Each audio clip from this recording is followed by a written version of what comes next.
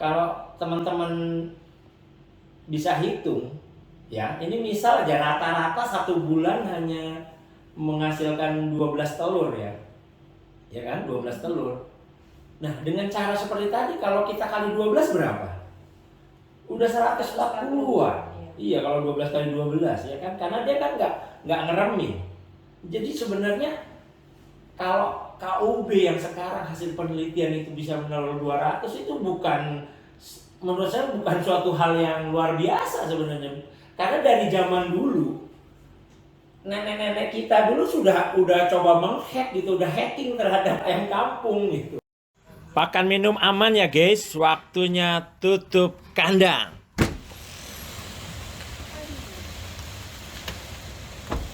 Hujan guys, kita kesini aja guys.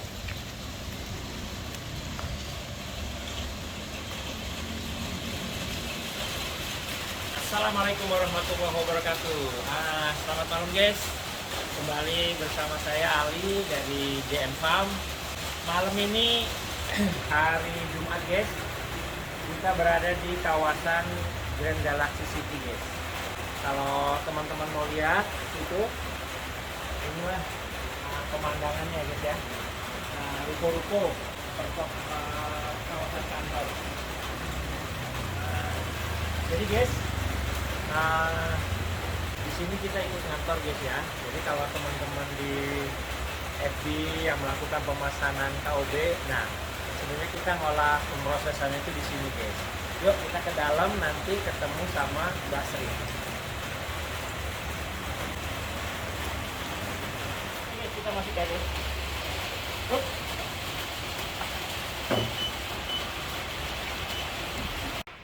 Assalamualaikum. Sri, apa kabar Sri? Baik Pak. Jadi guys, aku kenalin ya. Ini adalah Mbak Sri. Kalau di FB-nya Sri R ya, R Panji. Jadi beliau inilah guys, kalau guys nanya apa pemesanan, nanya-nanya apa ya, inilah sosoknya guys. Jadi malam ini sengaja aku kesini ketemu sama tim-tim yang ada di Bekasi ini, mau ngebahas masalah pertanyaan-pertanyaan dari teman-teman di FB. Tapi untuk sebelum kita diskusi ya, ada baiknya kita ngikutin protokol kesehatan dulu ya. Aku pakai ini. Oh ya, aku udah 2 kali vaksin loh. Mbak Sri gimana? Udah berapa kali? 2 kali. Enda? 2 kali dong. 2 kali sih. Sekali deh. Baru sekali. Nah, lu harus 2 kali dah. Oke. Jadi nanti kita mau meeting di mana nih? Di meeting room aja Pak, di dalam. Oke, kita berarti masuk ke meeting room ya? Iya Pak, silakan. Aku buka aja nggak apa-apa ya? Nggak apa-apa. Ini kita tutup dulu. Oke, waduh, ini tempatnya kayaknya udah disiapin banget nih. Udah ala-ala podcast apa nih? Oke, terima kasih Denny.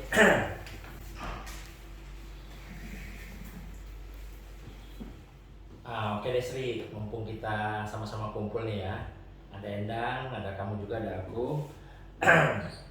Kita coba bahas satu-satu aja deh. Kira-kira pertanyaan apa yang sering muncul supaya ya teman-teman juga menjadi tahu lah ya, jadi maklum kondisinya seperti ini gitu. Oke, coba dimulai, apa yang sering ditanyain? Untuk pertanyaan yang ya paling sering ditanyakan kedua ya Pak. Ini untuk DOJ KUB 2 ini ada kriteria parent stock, final stock ataupun grandparent stock, itu ada nggak sih Pak kriteria itu?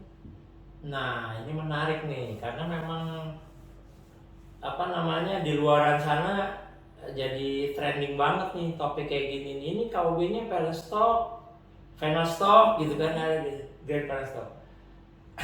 Ini saya menjawab dengan kacamata saya sebagai pemula, tapi saya juga baca referensi dari buku-buku dan videonya sendiri ya para peneliti, baik Pak Iqbal Butike maupun Pak Sulaiman Iskandar. Mohon maaf nih kalau ntar salah, kita ini ya Mas ya, kita kasih ralat ya.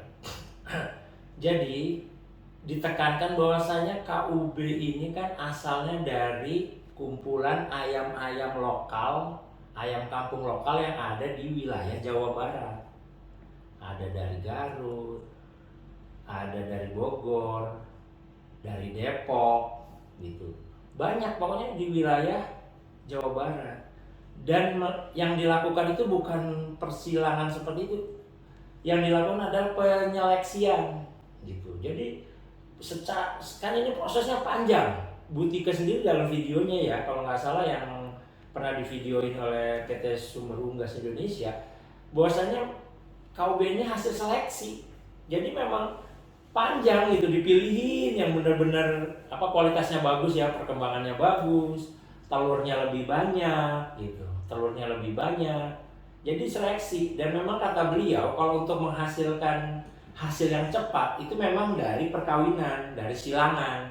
Misalnya itu dari silangan yang jauh ya, dari ayam kampung sama ayam ini, memang hasilnya cepat tapi tidak lama, mudah turun gitu, mudah turun di generasinya. Makanya ada istilah tadi, ada parent stock, ada final stock. Tapi khusus untuk DOC KUB ini adalah disebutkan ini kan galur baru. Disebutnya galur baru. Jadi selama kita tidak melakukan penyilangan sama ayam yang lain ya, masih satu keluarga KUB, ya istilah itu jadi nggak ada. Ya selamanya kalau mau bikin indukan ya bisa.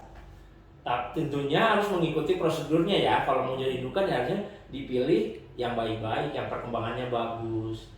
Ya kalau kita memilih dari banyaknya indukan kita, dipilih yang kuntet-kuntet, maksudnya yang perkembangannya yang bagus, ya otomatis dong nanti di keturunannya kurang bagus. Jadi sebenarnya nggak ada istilah parent stock sama final stock di KUB. Jadi KUB ini kan galur baru. Jadi intinya selama kita nggak melakukan penyilangan sama yang lain, hanya sama KUB, ya tetap terjaga, mau sampai kapanpun masih bisa dijadikan indukan, asal prosedurnya itu ya sesuai ya, pemberian pakannya, maksudnya intensifnya itu loh yang dikejar. Jadi itu ya. Jadi kalau untuk final stock itu mungkin gini, gambaran itu kayak ayam, misalnya ayam joper. Ayam joper itu kan persilangan dari jagonya ayam Bangkok, betinanya ayam ras gitu, disilangkan. Nah itu kan sudah jauh, memang hasilnya cepat gitu, seperti ayam kampung. Tapi saya nggak yakin kalau misalnya hasil persilangannya itu langsung dikawinkan langsung ya, misalnya ada laki, ada jago, ada betina, saya nggak yakin itu pasti akan turun itunya gitu. Jadi nggak semudah itu gitu ya prosesnya untuk itu. Nah itu yang disebut mungkin ada, bisa disebut mana itu ada nanti dibikin grand parent stock itu udah ada sendiri cara-caranya. Tapi balik lagi tadi ke KUB sebenarnya menurut saya nggak ada istilah grand parent stock, nggak ada. Yang ada ya KUB, selama kita masih jaga silsilahnya, kita hanya mengkawinkan sama KUB saja, menurut saya akan selamanya masih bisa dijadikan indukan. Ya mohon ya kalau misalnya saya salah, silakan kalau teman-teman mau komen ya. Tapi sepanjang yang saya dengar dari YouTube-nya para peneliti itu, yang saya bisa ambil kesimpulan seperti itu. Ini merupakan hasil penyeleksian, dan memang hasil yang didapat itu bisa permanen gitu, cenderung permanen. Tidak seperti yang crossing itu, yang persilangan langsung gitu. Aku rasa itu dulu deh ya yang untuk persoalan ini. 3. Pertanyaan selanjutnya ya Pak Ali ya, yang paling banyak masuk itu, banyak pertanyaan kok, apa sih bedanya ayam kampung asli sama ayam KUB? Oh gitu. Apa KUB bedanya? itu asli atau enggak? Oke. Iya memang dari pertanyaan itu ya, apa beda ayam kampung asli AK gitu ya, seolah-olah kan, dengan KUB gitu. Saya sendiri jadi agak rancu dengan terminologi AK gitu. AK itu kan kesingkatan dari ayam kampung asli. Emang secara secara naluri aja, ketika ada istilah ada ayam kampung asli, berarti seolah-olah ada ayam kampung palsu gitu ya, atau ayam kampung-kampungan gitu, kayak jadi-jadian. Menurut saya memang kalau saya boleh usul sih terminologi ayam kampung asli itu harus kita hilangkan kalau menurut saya, supaya nanti imbasnya buat untuk teman-teman yang baru belajar jadi lebih mudah nanti penyerapannya gitu. Jadi kita oh ini ayam kampung KUB gitu kan, bisa contohnya begini. Ayam kampung asli yang dipahami ini adalah ayam kampung yang ada di lokal masyarakat kita kan, yang ada di setiap daerah lah, yang mungkin pemeliharaannya diumbar gitu ya. Ada juga mungkin yang intensif gitu ya, tapi bukan seperti ayam KUB yang sudah melewati penyeleksian gitu, yang melalui penyeleksian lah ya sekian tahun gitu. Jadi kalau dia ngomong ayam KUB itu ayam asli apa bukan? Ayam KUB itu ayam kampung asli. Ya seperti tadi, seperti jawabannya yang pertama tadi, itu dikumpulkan dari ayam-ayam lokal Indonesia di Jawa Barat yang ada di Jawa. Saya sih kalau bisa mengusulkan ya buat untuk teman-teman semua supaya kita gampang memudahkan juga nanti di pemasaran gitu. Jadi kalau kita misalnya jual KUB itu Kampung Unggul Balit Bangtan misalnya. Sedangkan ini ayam asli. Ya secara itu aja kita udah kalah kan gitu ya, soalnya loh ini kan yang asli aja sekian masa ini ya. Itu kan udah di aspek pemasarannya menurut saya jadi agak ada masalah gitu. Saya sih mengusulkan kalau bisa terminologi AK itu diganti dengan ayam kampung umbaran. Kalau saya mengusulkan itu, jadi kalau disikat jadi akum gitu. Itulah ayam kampung yang umum gitu, ayam kampung umum yang ada di masyarakat gitu. Ya ayam kampung umum gitu, yang ayam kampung yang belum terseleksi. Kalau mau kita sikat, kalau saya sih ngusulin jadi akum aja gitu, ayam kampung umbaran gitu. Sedangkan KUB ini kan kita udah nggak bisa otak-atik nih, akup lah jadinya ya, ayam kampung unggul Balit Bangtan gitu. Situ. Saya mengerti, saya rasa ini kata AK ini, terminologi ini ada karena ada ayam-ayam yang mirip-mirip ayam kampung tapi aslinya bukan ayam kampung. Ya ini mohon maaf mungkin jawaban untuk joper itu gitu. Soalnya saya ingat ya, jadi waktu pertama saya mulai nyoba ternak ayam, saya kan biasa tuh woro-woro ke temen lah jauh-jauh hari dengan harapan hasil panen saya nanti bisa dibeli temen. Jadi pas saya brokes gitu ya ke beberapa temen ya, temen yang dekat lah gitu, teman saya tuh ngomong begini, Li, itu ayam kampungnya ayam kampung apa? Aku jawab ya ayam kampung. Masa ayam kampung emang ada ayam kampung apa? Kata aku ayam kampung yang biasa lah, kata aku ayam kampung biasa yang biasa dipotong. Cuman ini hasil penelitian lebih cepat besar. Gini loh Li, kata dia. Lagi tuh ya pernah kejadian temanku tuh beli ayam kampung mau menjelang lebaran, kata dia. Kan namanya ayam kampung kan biasa dimasaknya agak lama tuh katanya gitu. Lah ini kok malah dagingnya tuh jadi bonyok, kata dia gitu. Loh ini kok ayam kampung kan harusnya nggak gitu Li. Nah aku mikir gitu, ini ayam kampung yang mana gitu ya. Sempat nggak aku jawab langsung tuh, tapi gue cek dulu gitu kan. Pas saya baca-baca literatur gitu, mungkin yang ada itu ya mungkin ini apa yang disebut joper gitu. Karena kalau mereka kan sebenarnya tahu lah ya ayam kampung pasti warnanya begini, dan kebetulan kan mungkin ayam joper mirip banget sama ayam kampung gitu. Jadi menurut saya boleh jadi AK itu sebenarnya jawaban karena adanya ayam-ayam yang mirip-mirip ayam kampung. Tapi secara gennya itu sudah campuran gitu. Campuran dari ayam-ayam ras yang lain gitu. Jadi ada darah kampungnya, mungkin juga ada darah ayam rasnya gitu. Jadi kalau menurut saya sudah saatnya nih ya, ketika ayam KUB juga sudah beredar luas ya, sudah berapa tahun sebelum ini sudah diterima masyarakat gitu. Menurut saya ngusulin terminologi AK itu menurut saya harus kita coba hilangkan. Jadi adanya ayam kampung umbaran sama ayam KUB yang rata-rata. Kalau ayam KUB kan bisa dikatakan sebagian besar pemeliharaan secara intensif ya. Di pola kasih pakannya juga lebih teratur gitu, daripada Vaksinasinya juga. ada vaksinasinya juga gitu kan. Kalau untuk pedaging mungkin teman-teman hanya mengandalkan 3 vaksin pertama biasanya begitu, tapi untuk yang jadi indukan kan disaranin ada beberapa vaksin lagi ya setelah hari-hari berikutnya atau bulan-bulan berikutnya sampai jadi indukan. Jadi itu nanti akan memudahkan peta pemasaran kalau kata saya. Jadi kita ini KOB yang masuk nggak? Ya justru KOB itu kampung asli yang terseleksi. Bagaimanapun harusnya lebih unggul dari kampung yang umbaran. Itu sering. Nah, aku jadi punya cerita juga di sini ya. Jadi waktu pertama aku bawa DOC ke sana, bokap sempet nanya ini emang apa nih gitu. Ini em kampung Pak, cuman ini bibit unggul kata saya. Ini bisa kita panen 60-70 hari. Bokap sempet kaget, wah ayam apaan, ayam kampung ah. Paling nggak bisa 4 bulan 5 bulan kalau diumbar kata dia. Oh enggak kan, kita kan nanti ngasih makannya intensif Pak. Artinya makan itu kita jatah sesuai sama porsinya.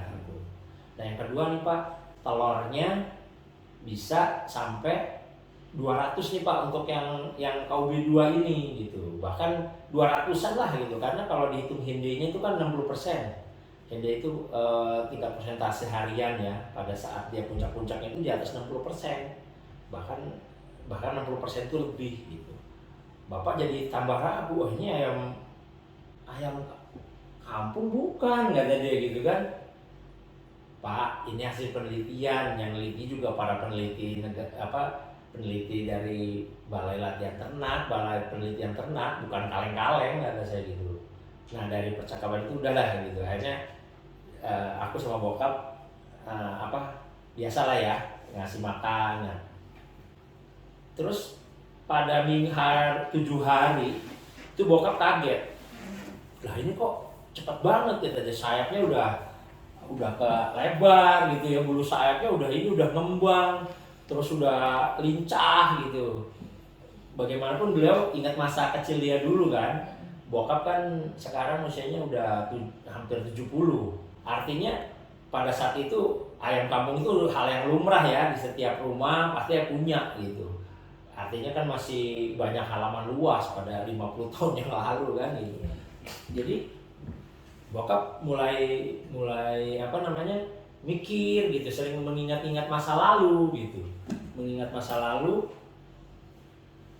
dan pada suatu ketika dia ngajak ngobrol lagi sama saya. Bapak mau ngobrol nih kata dia. Bapak mau cerita. Cerita apa Pak? Kalau memang ayam kampung ini bisa 200, Bapak bilang ini masuk akal kok. Apalagi kalau memang benar-benar dirawat secara maksimal kata dia. Maksudnya gimana Pak? Bapak jadi ingat nih waktu Bapak kecil kata dia, nenek lo, Mak Wok, kebetulan kalau nenek di keluarga dari Bapak itu panggilnya Mak Wok gitu kan. Itu dia sudah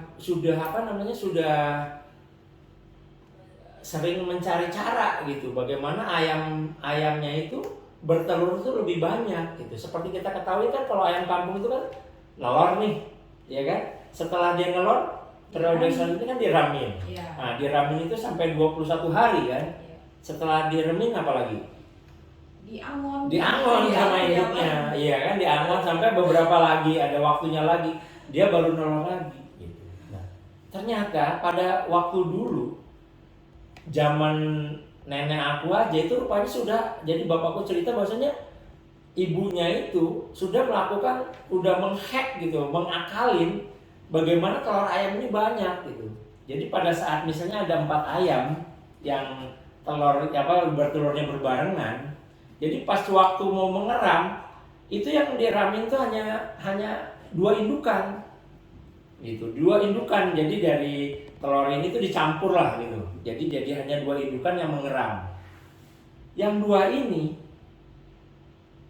dimandikan gitu, kayak ada ritualnya lagi, dimandikan gitu entah berapa kali gitu, sampai akhirnya si indukan itu mau kawin lagi sama jago dan bertelur lagi gitu.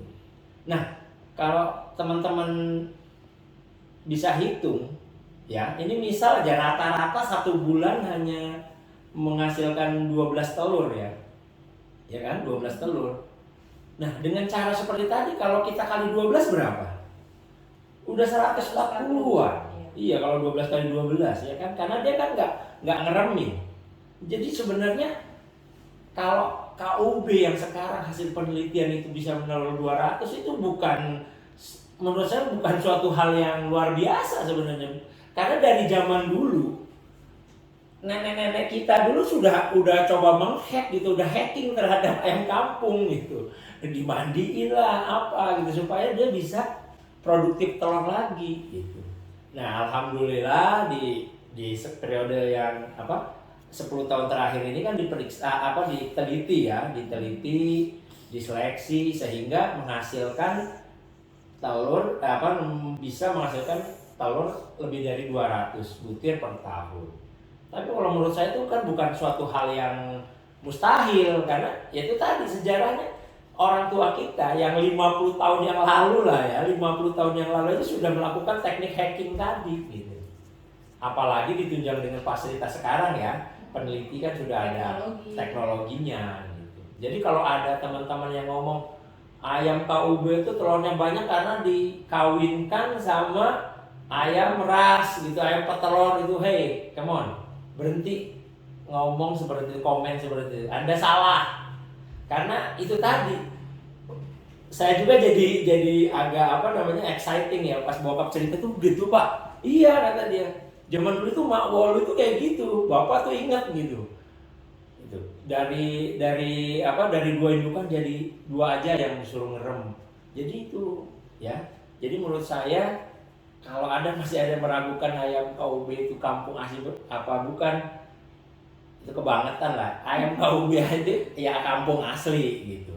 Makanya kembali lagi tadi, terminologi kampung asli itu harus kita hilangkan. Karena memang KUB pun kalau ayam kampung asli gitu. Itu sih.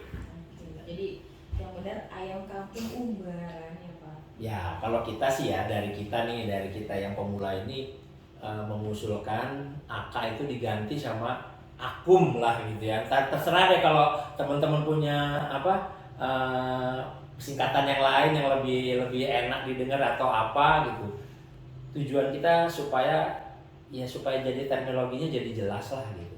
Supaya enak nanti di pemasaran juga enak. Buat teman-teman yang pemula juga jadi mudah menangkapnya gitu.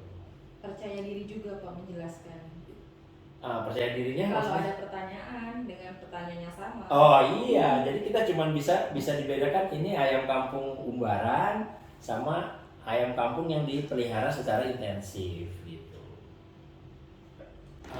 Guys, saya rasa cukup ya untuk video kali ini. Yang tadi kita ada pertanyaan dari Mbak Sri sama beberapa cerita masa lalu yang berkaitan sama ayam kampung. Sekali lagi saya dalam video ini bukan untuk menggurui tadi kan sekedar masukan ya, artinya bagaimanapun peternak akan juga mengalami masalah penjualan atau akan mengalami proses penjualan kan, baik itu mau ke tengkulak, ke penjual langsung, dan akan menghadapi pertanyaan yang tadi. Ini KUB asli, makanya menurut saya terminologi tadi cobalah kita rubah. Ini hanya sekedar usulan dari kita lah ya, dari JM Farm yang ya saya sendiri masih pemula, tapi cobalah memberikan masukan kepada kita semua untuk bisa dipikirkan. Mudah-mudahan kan kalau terminologinya nanti tepat, kita lebih mudah dalam menjual misalnya gitu, dan yang lain. Dan saya mengucapkan terima kasih sekali lagi buat teman-teman yang sudah mampir ke channel ini. Saya juga mengucapkan terima kasih yang sudah subscribe. Kalau ada beberapa komen yang belum saya balas minggu-minggu ini karena memang semingguan ini saya ada di Bekasi, memang ada beberapa urusan dan pada malam ini kita ketemu sama tim kita di sini untuk mensupport. Mudah-mudahan untuk pengiriman berikutnya, apalagi sempat kemarin ya ada kejadian beberapa yang mati, kita coba diskusi lagi supaya nanti di kemudian di next pengiriman semua DOC kita selamat sampai tujuan. Oke guys, saya mengucapkan terima kasih buat yang sudah menonton video ini. Saya akhiri, assalamualaikum warahmatullahi wabarakatuh. Jaya selalu, peternak Indonesia.